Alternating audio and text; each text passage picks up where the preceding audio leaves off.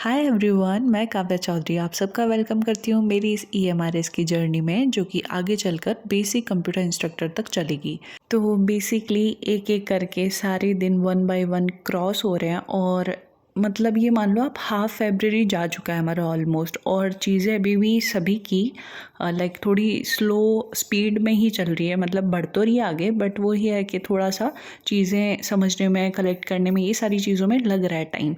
और थोड़ा सा हमारा बहुत टाइम का गैप हो गया है सबके ही मोस्टली, कि हम लोग है ना ऑब्जेक्टिव की बहुत ज़्यादा प्रैक्टिस करते थे और अब सब्जेक्टिव के ऊपर शिफ्ट हुए हैं, तो थोड़ा सा टाइम टेकिंग ये प्रोसेस चल रहा है। बट ठीक है, हम लोग अब थोड़ा थोड़ा इंटरेस्ट भी बढ़ रहा है, जैसे जैसे चीज़ें कवर हो रही है, समझ आ रही है, वापस से रिकॉल हो रही है उस टाइम के कॉलेज टाइम की सारी चीज़ें। तो हाँ, अच्छा लग रहा है और हो जाएगा। देखो, टेंशन मत लो, फिक्र मत करो, धीरे धीरे स्टेप बढ़ रहा है, कोई इशू नहीं है। बस आप कोशिश करते रहो। आप रुक जाओगे उससे कहीं ज़्यादा बेटर है कि आप धीरे धीरे बढ़ो। तो अभी हम मेरी बात करें कि मेरा प्रोसेस कहाँ तक पहुँचा है। तो मैंने यूनिट 1 जो थी हमारी कंप्यूटर ऑर्गेनाइजेशन, वो कंप्लीट हो गया है सारा सिस्टम। उसके अंदर एक लॉजिक गेट जो था वो थोड़ा मुझे कम समझ आया है, बट बाद में मैंने उसके केवीएस एनवीएस के लेवल के क्वेश्चंस देखे। मुझे ना मतलब लॉजिक गेट्स के अंदर सारी थ्योरी, सारी चीज़ें वो याद है अच्छे से। बस प्रैक्टिकल बेस्ड कुछ है ना, वो फॉर्मूलेज होते हैं ना, उनके ऊपर इम्प्लीमेंट करने वाला कोई क्वेश्चन आ जाता है, तो वहाँ दिक्कत होती है। बट फिर भी मैं उसको लास्ट टाइम पे एक बार लाइक उसको साइड में रखा है, ताकि लास्ट टाइम पे एक बार और उसको याद अच्छे से कर लूँ, ताकि वो शॉर्ट पीरियड ऑफ टाइम के लिए मुझे याद रहे।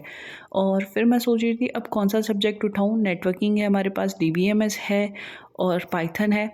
तो पाइथन मैंने आपको बताया, मैंने पहले थोड़ा सा पढ़ लिया था रिजल्ट आने से पहले, तो मुझे एक वो कंसेप्चुअल जो चीज़ें थी बिल्कुल अनअवेयरनेस से अवेयरनेस पे आ गई है। और दूसरी फिर मैंने सोचा डीबीएमएस और नेटवर्किंग दोनों के अंदर ही तीन चार क्लासें ही थी, जो नॉलेज गेट बाय संचित सर का कोर्स है उसके अंदर।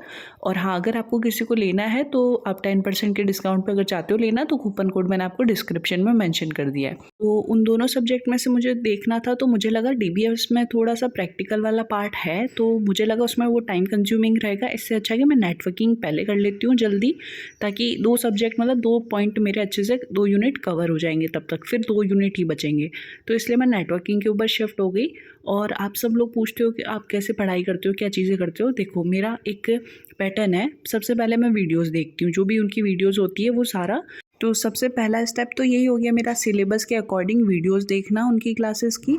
उसके बाद में मैंने उनके पीडीएफ्स के प्रिंट आउट निकलवा लिए हैं, तो मैं उनसे पढ़ती हूँ एक बार। और नेटवर्किंग थोड़ा सा हमारा थियोरटिकल 60-40 का रेशियो है, थियोरटिकल और प्रैक्टिकल में।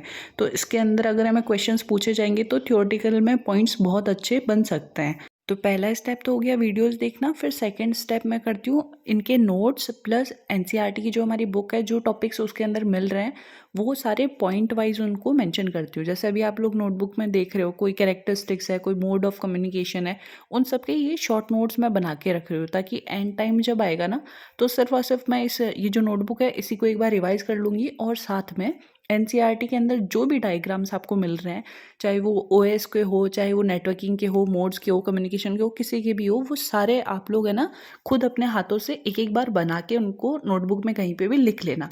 फिर एंड टाइम जब आएगा ना, तो हम ये जो छोटा वाला रजिस्टर जो मैं बना रही हूँ ना, इसे आपको रिवाइज करना है और वो सारे डायग्राम्स एक बार को वापस आपको बना के देखना है। तो इस प्रोसीजर से आप लोग करो। बाकी अगर आपको कोई डाउट रहता है तो आपकी छोटी बड़ी बहन तो है ही है, कोई डाउट हो तो आप लोग कमेंट कर सकते हो। Thank you.